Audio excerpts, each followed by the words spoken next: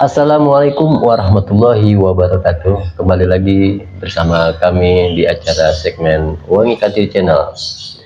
Kali ini kami tidak lagi akan membawakan sebuah kisah, namun kami akan menghadirkan salah satu tim kreatif kami, yaitu Kak Imas, atau biasa dipanggil Bunda Imas, bebas untuk memilih.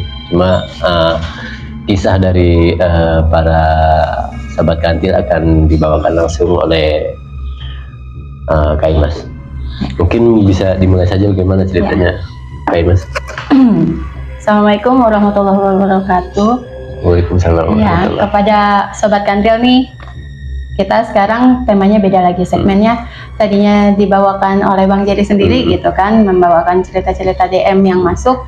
Sekarang kita cerita berdua gitu biar tektok. Kemungkinan di segmen selanjutnya kita mau menampilkan atau menghadirkan narasumber ya Bang ya. Minta doanya kepada para sahabat kantil.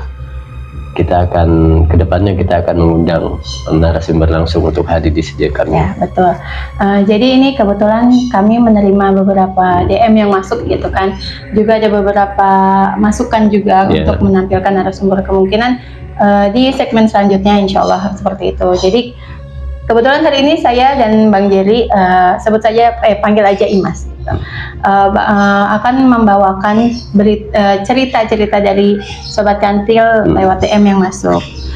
Hari ini tuh Bang, kita lagi cerita tentang kerasukan jin gitu Bang. Kerasukan jin. Betul. Jadi DM yang masuk kali ini dari sobat kita, sebut saja namanya Ita ya Bang ya. Ita. Selamat sore Ita. Ita dari salah satu daerah di Jawa ya Bang ya, kita nggak usah sebutkan namanya karena beliau juga nggak mau, kita samarkan aja namanya Ita kan, kita samarkan juga nama daerahnya. Jadi kita itu pernah cerita di tahun 2000-an awal deh Bang. Tahun 2000-an awal tuh kebetulan kan rumahnya di desa ya Bang ya gitu kan. Jadi ibunya itu lagi ngambil rumput tetangga untuk makan ternaknya ya Bang ya. Itu posisinya ibunya sore-sore sih emang ngambil rumput itu. Pulang dari ngambil rumput itu kebetulan ibunya sakit gitu. Jadi karena kan sakitnya udah diminumin obat nggak sembuh-sembuh nih Bang. Akhirnya ibunya itu ngerasa udah drop banget deh. Bapaknya dan si Ita itu bilang, udah Pak kayaknya harus panggil dokter gitu kan. Akhirnya ke dokter, kata dokter tuh harus dirawat gitu Bang. Ketika itu ibunya kekeh nggak mau dirawat, tapi ngomongnya lirih ini, aku nggak mau dirawat gitu. Pokoknya intinya aku pengen tetap di situ gitu. Kata si Ita tuh versinya gitu, katanya ibunya tuh ngomong lirih dengan tatapan matanya kosong gitu. Terus bapaknya akhirnya bilang tuh ke dokter, Dok kalau misalnya nggak dirawat gimana gitu kan. Akhirnya kata dokternya gini, ya udah nggak apa-apa Pak, tapi berarti saya harus kunjungan 2 hari sekali ke sini gitu kan, karena kan nggak dirawat ya Bang. Jadi kan dia 2 hari sekali lah untuk mengontrol keadaan si pasien ini. Selama dirawat di rumah, berarti kan dirawatnya di rumah tuh Bang. Si Ita itu gantian sama, kebetulan Ita ini 4 bersaudara Bang. Ita itu bontot, kakaknya ini namanya Ani lah ya. Ani, Kak Ita, Ani, Rita. Nah yang pertama itu Mas Banu ya? Mas Banu, ini samaran semua ya Bang. Mas Banu anggaplah punya istri namanya Mbak Dina. Berarti kakaknya udah berkeluarga lah ya? Udah berkeluarga. Yang 2 ini kebetulan sudah berkeluarga ya. Tadi kita sebut lagi Ita. Siapa lagi tadi Bang? Banu. Yang ketiga itu Ani, Rita, sama Banu ya Mas Banu. Terus akhir ini mereka berempat gantian nih Bang, gantian jagain ibunya kan dirawat. Kebetulan Mbak Ani ini yang jaga nih pas di malam ke-3 ibu dirawat. Mbak Ani ngejaga, ketika itu Mbak Ani mau tertidur lelap, ngelihat ibunya udah tertidur, baru dia tinggal tidur kan Bang.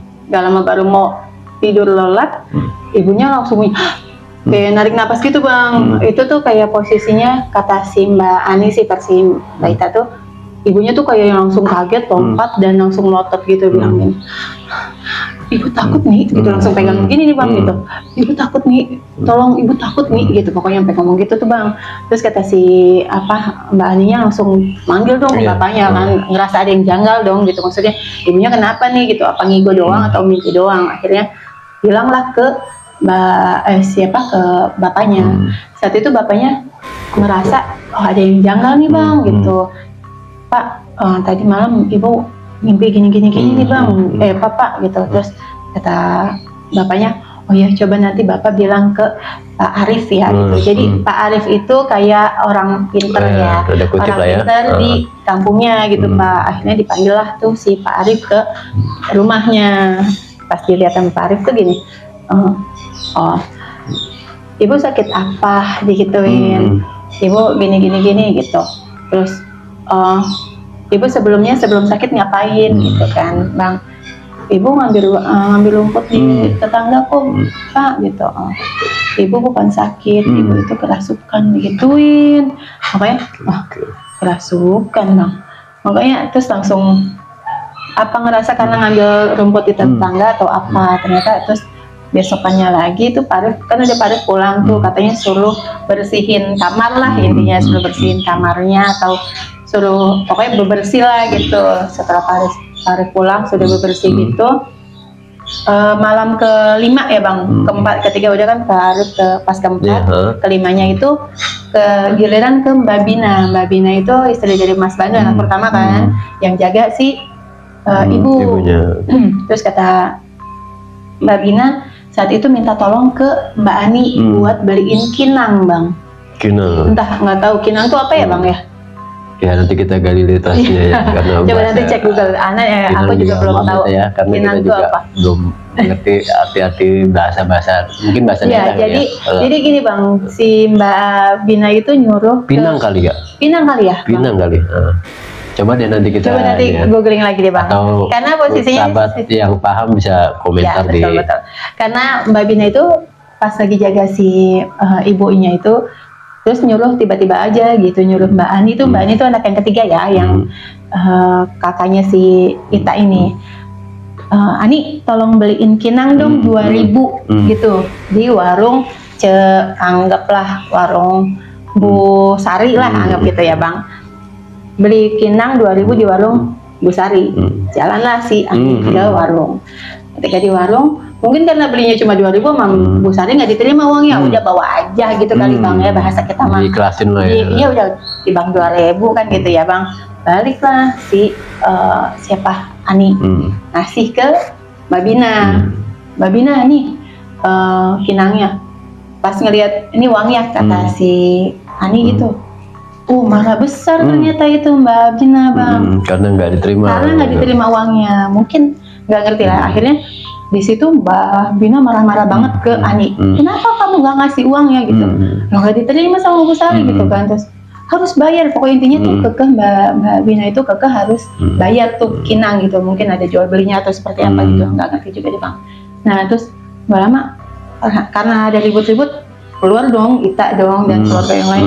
Kenapa gitu? Pas lagi baru mau bilang kenapa, nggak lama Mbak Bina tuh bang teriak kenceng bang. Wah gitu tuh bang. Jadi yang kesurupan gitu, Mbak Bina tuh kesurupan. Kerasukan. Akhirnya si Ita takut dong gitu. Kenapa nih gitu kan? Wah gitu teriak-teriak tuh. Akhirnya dia teriaknya gini bang. Mana Ita gitu, entahlah kenapa Ita juga bingung kenapa dia yang dipanggil gitu ya. Entah akhirnya si Ita datang nyamperin, terus kata Ita nyamperin terus iya mbak gitu kan, ambilin air putih. Langsung buru-buru tuh si Ita ambil air putih tuh bang ke belakang. Terus ada bapak di situ, ada beberapa juga yang manggil langsung Pak Arif.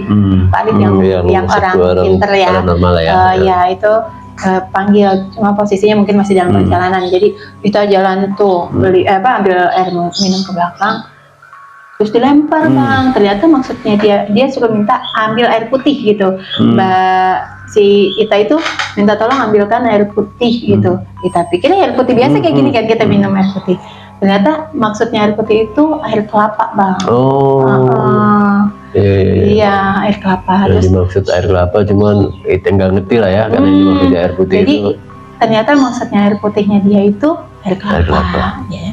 Akhirnya bapak bilang lah, kelapa lagi nggak musim di sini gitu kan, kelapa lagi belum musim. Jadi jangan ini air putih, kalau air putih hangat gimana gitu. Kalau air putih biasa gimana? Coba pilihannya selain air kelapa apa gitu kan.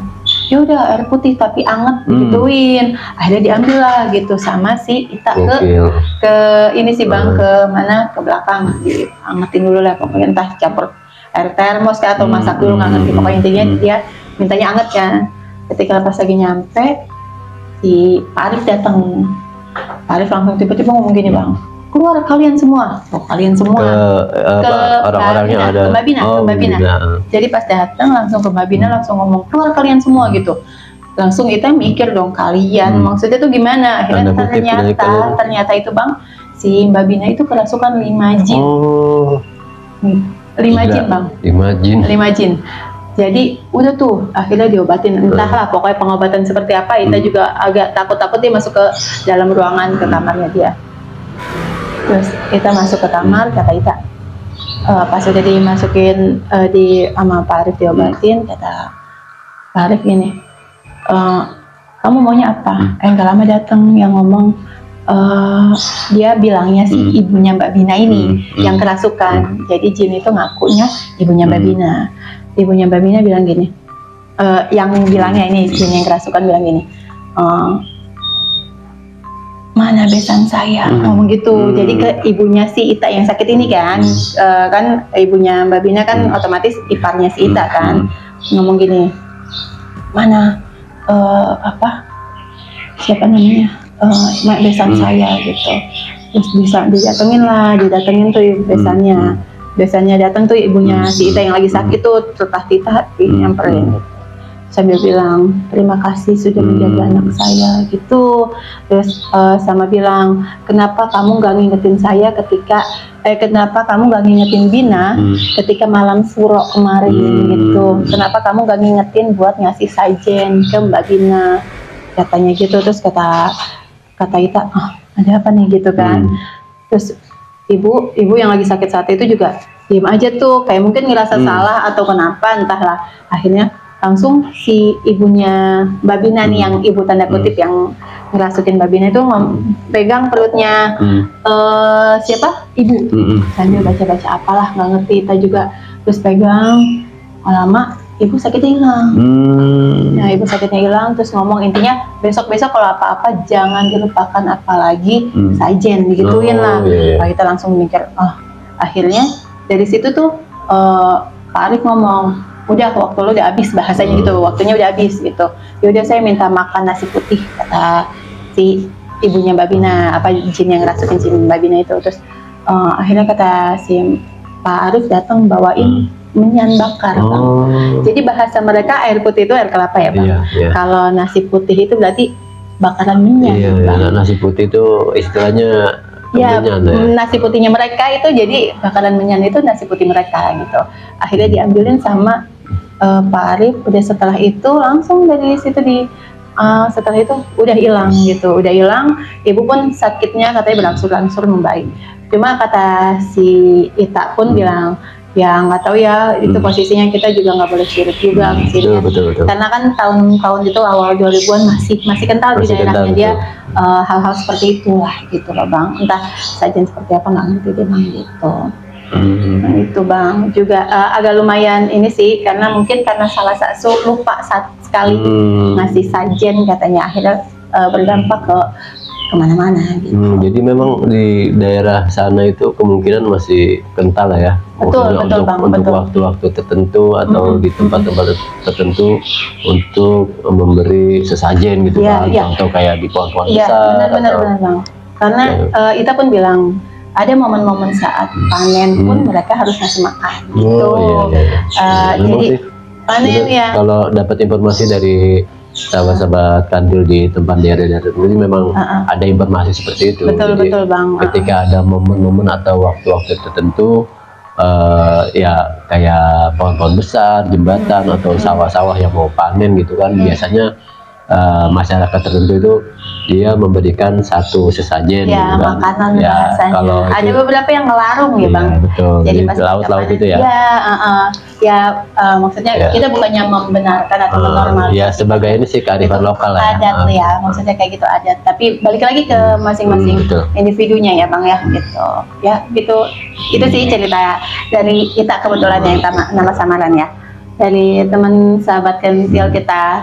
Untuk teman-teman untuk yang lain misalnya ada cerita lain pun bisa kirim Boleh nih ke DM kami di Instagram kita Wangi Kantil Channel ya. atau di ya udah di DM Instagram Pokoknya aja kita deh. semua di media sosialnya klik aja di Wangi Kantil Wangi Channel. Channel itu semua sudah terpampang dari Facebook, Instagram atau nomor-nomor Kak Imas ini juga nanti tertera di sana. Ya. Tinggal kirim saja. Insya Allah, kalau misalnya ini kita sortir kan, kita baca-bacain semua yang masuk DM yang masuk pun kita bacain. Ada beberapa yang sama ceritanya pun ya kita bacain dulu satu-satu. Semua juga kan ada prosesnya gitu kan, kita pilah-pilah karena ketika nanti ada cerita yang hampir sama di suatu daerah gitu kan, kita pilih nih mana dulu yang lebih epic gitu kan ceritanya untuk dibawakan oleh kita semua di sini. Itu jadi mungkin itu aja ya, Mas ya. Mungkin sampai sini aja cerita dari Kak Imas yang dibawakan dari cerita Baita ya. Ya. Udah, itu aja. Assalamualaikum warahmatullahi wabarakatuh. Waalaikumsalam.